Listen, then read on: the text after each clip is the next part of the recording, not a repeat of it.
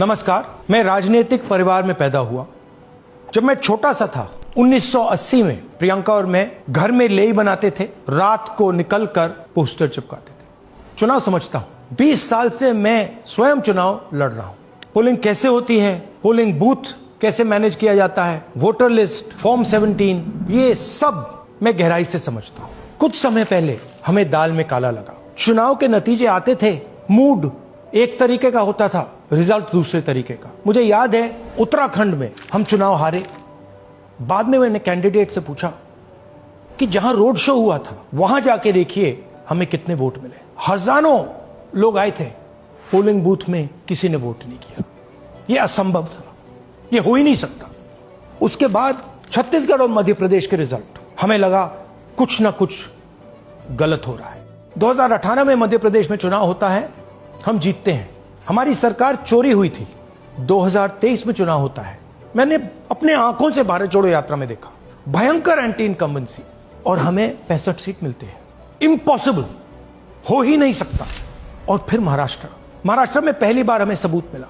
विधानसभा और लोकसभा के बीच में जादू से नए वोटर आते हैं, और जहां भी इन नए वोटर्स ने वोट किया वहां वोट बीजेपी को गया। महाराष्ट्र चुनाव के बाद जब हमें डाउट हुआ, हमारे गठबंधन के सारे नेताओं ने प्रेस कॉन्फ्रेंस किए और हमने इलेक्शन कमीशन से कहा कि आप हमें वोटर लिस्ट दीजिए, वीडियो रिकॉर्डिंग दीजिए।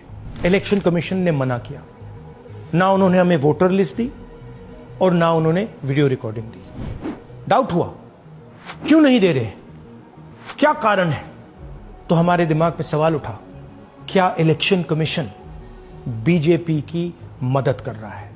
क्या इलेक्शन कमीशन ही इलेक्शन को चोरी करवा रहा है? इसके बाद हमने एक टीम सेटअप की और हमने उन्हें कहा कि आप जाइए, एक कंस्टिट्यूएंसी में जाके ढूंढिए, सच्चाई ढूंढिए, किस प्रकार से चीटिंग की जा रही है, किस प्रकार से यह काम किया जा रहा है और कौन कौन इस काम को कर रहे हैं। सबसे महत्वपूर्ण बात यह है कि इलेक्शन कमीशन डिजिटल डेटा नहीं देता है, फिजिकल डेटा देता है। मतलब लाखों कागज में वोटर लिस्ट दे देगा, मगर डिजिटल वोटर लिस्ट किसी को कभी नहीं देता। क्यों नहीं देता? कारण क्या है?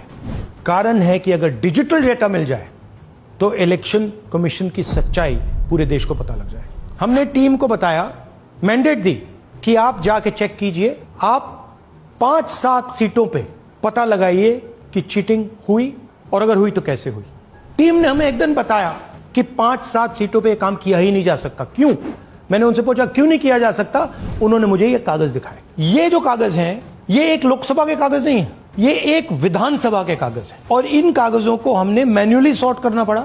और पूरा का पूरा काम जो हुआ है, इसमें 6 महीने लगे हैं, और एक असेंबली सीट में हम ये काम कर पाए हैं। क्यों? क्योंकि डिजिटल डेटा नहीं दिया जाता। अगर इलेक्शन कमीशन ने हमें डिजिटल डेटा दिया होता तो हम ये कार्रवाई पूरे देश में, हर लोकसभा में, हर विधानसभा में 15 मिनट में करके दिखा देते। हमारे पास अनलिमिटेड रिसोर्सेज नहीं है, इसलिए हमने ये रिसर्च सिर्फ एक लोकसभा में, एक विधानसभा सीट में की। मगर मुझ में अब पूरा भरोसा है कि ऐसी 100 से ज्यादा सीटें हैं हिंदुस्तान में। जो यहां हुआ है उन सीटों में भी हुआ है। और याद रखिए, अगर बीजेपी को 10-15 सीटें कम आती तो आज नरेंद्र मोदी प्रधानमंत्री नहीं होते, इंडिया गठबंधन की सरकार होती। जांच ने 5 तरीके की चोरी पकड़ी है। डुप्लीकेट वोटर, जिसका मतलब एक वोटर के नाम वोटर लिस्ट में अनेक जगह आ रहे हैं। फेक एड्रेस, मतलब एड्रेस है ही नहीं, या फिर house number 0। Bulk voter in single address, मतलब एक छोटे से घर में 40, 50, 60 लोग रह रहे हैं। इनवैलिड फोटोज, छोटी सी फोटो है या फिर फोटो ही नहीं है, और वो जो छोटी फोटो है वो दिखती भी नहीं है। कौन है, किसका चेहरा है, नहीं पता लग सकता। Misuse of form 6। Form 6 first time voters के लिए होती है, मतलब जिनकी एज 18-20 साल की हो, मगर वोटर लिस्ट में 90 साल के लोग फॉर्म 6 का प्रयोग कर रहे हैं। चुनाव में 6,50,000 वोटर थे, उसमें से 1 लाख चोरी के थे। अब मैं आपको 5 उदाहरण देता हूं। यह देखिए, गुरकीरत सिंह डांग, इसका नाम 4 अलग अलग बूथों पे आता है। यह कैसे हुआ और क्यों हुआ? एक और उदाहरण, विशाल सिंह, वाराणसी में वोटर लिस्ट में नाम है और बेंगलोर में 2 बार वोटर लिस्ट में नाम आता है। क्या ये वाराणसी में वोट कर रहे हैं या बेंगलोर में वोट कर रहे हैं या दोनों जगह वोट कर रहे हैं? एक और उदाहरण देखिए, हाउस नंबर 0। तो आपने कभी सुना है हाउस नंबर 0? हमने तो नहीं सुना था, मगर बेंगलोर में हजारों हाउस नंबर 0 हैं वोटर लिस्ट पे। हाउस नंबर 35 की कहानी सुनिए। छोटा सा घर है, ज्यादा से ज्यादा 4 लोग रह सकते हैं, मगर इस 35 में 80 लोग वोटर लिस्ट में रजिस्टर्ड है। ये ईआरओ ने कैसे अप्रूव किया, क्यों अप्रूव किया, पता लगाना है। अच्छा, अब ये देखिए वोटर लिस्ट, इनकी फोटो देखिए, या फोटो है ही नहीं या फिर छोटी छोटी फोटो है जो दिख नहीं सकती। इन वोटर आईडीज पे वोट दिया गया है। अब मैं आपको बताता हूं शकुन रानी की कहानी। फर्स्ट टाइम वोटर बनी है, 70 साल की आयु है। एक बार फॉर्म 6 का प्रयोग किया और उसके कुछ ही महीने बाद दूसरी बार फॉर्म 6 का प्रयोग होता है। 2 बार इनका नाम वोटर लिस्ट में आता है और फर्स्ट टाइम वोटर की लिस्ट में आता है। ये फर्स्ट टाइम वोटर हो ही नहीं सकती। तो क्या शकुन रानी जी ने वोट किया या किसी और ने शकुन रानी जी के लिए वोट किया? ये ही छुपाने के लिए सीसीटीवी का डेटा हमें नहीं दिया जा रहा है।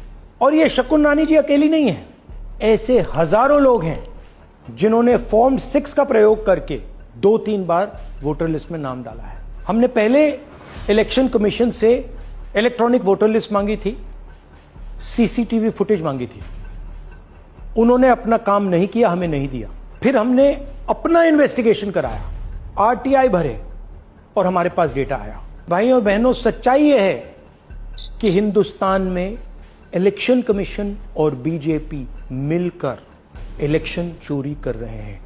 यह पूरा का पूरा सबूत ब्लैक एंड व्हाइट में आज हमने आपको दिया है।